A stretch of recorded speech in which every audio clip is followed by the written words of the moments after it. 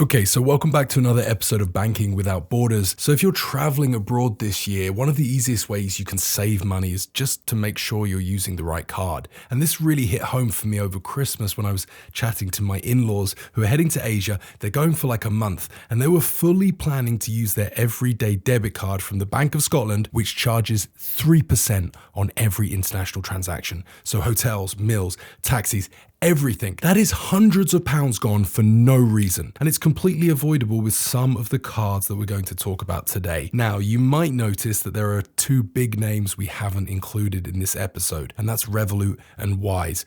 That's not an accident, and we'll explain exactly why later, but it's based purely on the numbers, the exchange rates, and the fees. But before we get into specific cards, Jan, why don't we just begin with what actually makes a good travel card and what are the non-negotiables that it has to get right? Yeah, Johnny, when choosing a good travel card, I would look out for four things. The most important thing is that the card doesn't charge any FX fees when you spend abroad. Second most important thing is that it uses an exchange rate that's close to the mid-market exchange rate, preferably Visa's or Mastercard's exchange rate. Third thing is that it has ideally generous withdrawal limits and is very clear about these limits as well. So there are no surprising fees when you decide to take a larger sum of money out abroad. And then, no surprising markups or unclear rules that people, could forget about. As an example, Revolut's weekend exchange fee. Not ideal. And I always forget about it. And then I end up paying 1% when I use my card. There are plenty of options that fulfill this criteria. Plenty of good options, and that's a great thing for the British consumer. And I think that hasn't been the case for a long time, right? If you think few years back, mid-market rates, no FX fees, that wasn't a standard at all. Not at all. Now we're starting to see some changes, and that's fantastic. And as a result, we've got a massive list of some great banks or debit cards or credit cards to share with you today, but they all have their own little quirks and differences, which I think is really important to note. We're going to begin with First Direct. This is a great travel option because it obviously has no FX fees on card spending. They use Mastercard's exchange rates, which we'll talk about in more detail shortly, but those are more or less the mid-market rates. So it's about as good as you're going to get when changing currencies. So typically British pound to say the euro to the US dollar. You're going to get an excellent rate when you tap that Mastercard. Pretty much the mid-market rate, so the rate that banks get when they trade currencies. What I really like about First Direct as well is that they're offering £500 of cash withdrawals per day. It's fee-free, it's a fair usage limit, £500. It's pretty incredible. So it's very clean, very simple, great setup. And if you already bank with First Direct, you're well covered. Chase UK, Jan, another fantastic option, right? Yeah, absolutely, Johnny. Again, no FX fees on spending abroad, uses Mastercard's exchange rate, and then there are also no fees for ATM withdrawals abroad, similar to First Direct, and also very generous limit of £500 per day. Although there's something to keep in mind, that's capped at £1,500 per month. If you have to take out a lot of money while abroad, more than £1,500 per month, that might not be the best card for you. Although, something to keep in mind, Chase UK also offers a great bank account with several other features that are compelling. As an example, the easy access rate of 4.5%. That's pretty good. And then also the fact that you get cashback on certain categories of spending when you're in the UK. Yeah, it's only when you're in the UK we should mention that. That's good, Jan. Generally, Chase is also a fantastic bank account, and if you're looking for just like the convenience of doing it all together, so having a great bank account, you don't want a separate travel card, then Chase UK is a great option to have it just as an all-in-one account. Starling Bank, another fantastic option for best travel card. Honestly great, because it's a great app, super intuitive, really easy to use, has lots of little sort of quirky products and features for someone who's wanting to have a more digital experience. But ultimately, from a travel perspective, they're using Mastercard's FX rates, no fixed fees on transactions, no markup on the exchange rate. You can withdraw up to £300 per day, so less than First Direct, but probably enough for most people. Again, predictable, simple, clean. Starling Bank's another great option for travel. And they probably have one of the best apps in this list, right? Yes. I mean, look, Monzo for me is the clear standout, but we're not going to be talking about Monzo today from a travel perspective. So yes, Starling is fantastic. I think Chase UK do have a good app as well, but I've also come across on numerous times like problems where it's been buggy. I've not been able to see my balance before, which can scare the absolute out of you when you go in and it's just like £0. I've had that with Chase UK on a couple of occasions. That should not happen. That's crazy. No, it's terrifying. It's terrifying, yeah. But Jan is right. Starling have a fantastic app. The same can be said about Kroo. They do have, in my experience, a pretty clean and well-functioning app. They are one of the more recent digital banks to launch, although at this point they've been around for a few years now. But they do have a pretty compelling travel option. They don't charge FX fees. They use Visa's exchange rates, which is slightly different to the other providers that we're talking about today, but those are more or less on par with the mid-market rate as well. There's no fee on overseas cash withdrawals. You get £300 per day or up to 6 ATM withdrawals. Again, another solid option. They have a more ethical stance, right, Jan? They like to plant a tree for every current account that gets opened. Yeah, Kroo's an interesting proposition. Again, I think if you're looking for a real simple, clean bank that has a very good app, I think it's a good option. Absolutely agree with that. You know what else is another good option? Virgin Money, the M Plus debit card. No FX fees on card spending. Again, Mastercard's exchange rate, and also no fees for withdrawals while abroad, and quite generous cash limits. It depends on whether you use your virtual card or the physical card, and it's between £300 and £500 per day. And that's pretty good. I think they're going to be merging with what was that, NetWest or Nationwide pretty soon? Yeah, Nationwide this year. Nationwide. Yeah, it's a funny old time, isn't it?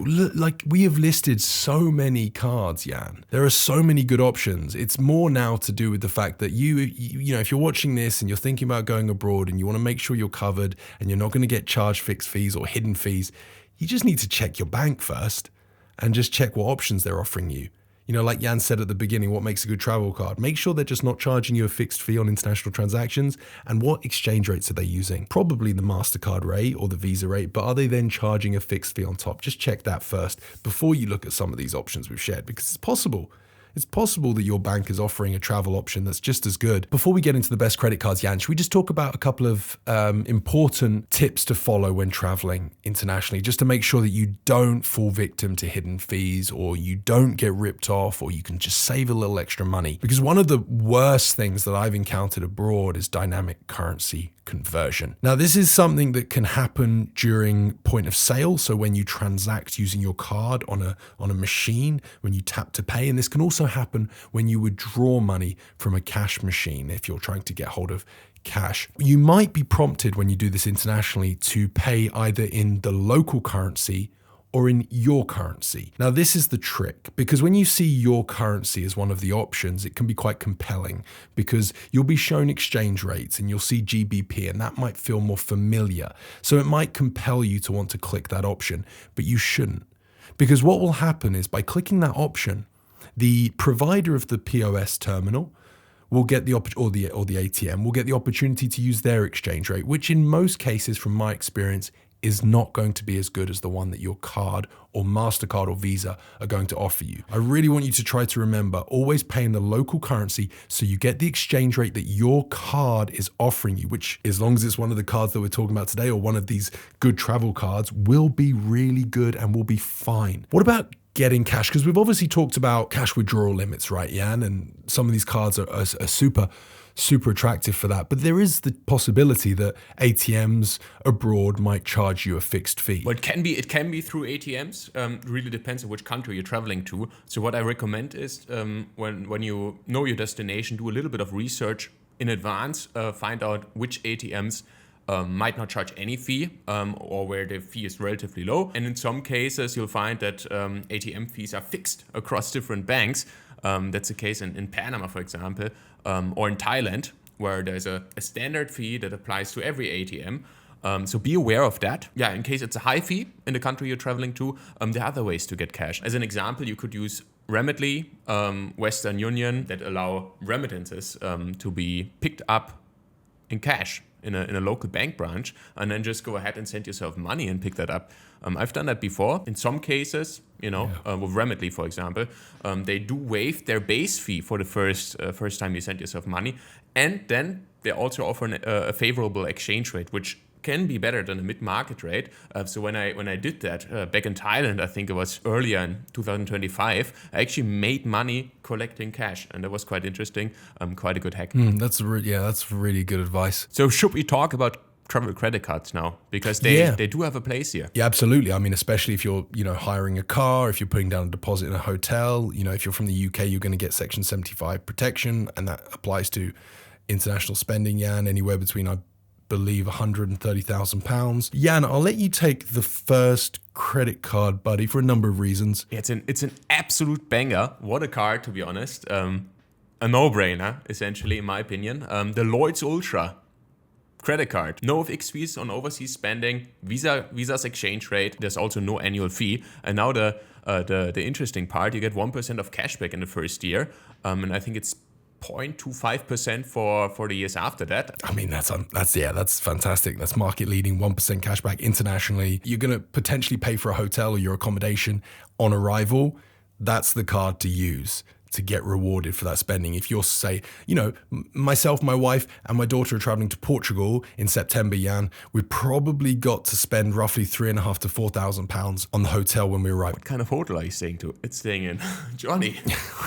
I'm going to be thinking about what card I'm using for that transaction. And I want to be rewarded for that transaction. So, I mean, I'm not going to use Amex because they're charging 2.99% for an international transaction. I'm not going to use my Barclaycard Avios card because that's also, I believe, 2.9 or 3%. I'm probably going to use the Lloyds Ultra card and get 1% cashback. So my point being is, the Lloyds Ultra card is a great card, obviously, but it's also important just to always consider these purchases that you're making and making sure that you're being rewarded for them, particularly if they're larger transactions like paying for a hotel. And in case you're unable to get the Lloyds Ultra card, we have a couple of other options here: the Barclaycard Rewards credit card and also the Halifax Clarity credit card. You might be thinking, where is Wise and where is Revolut?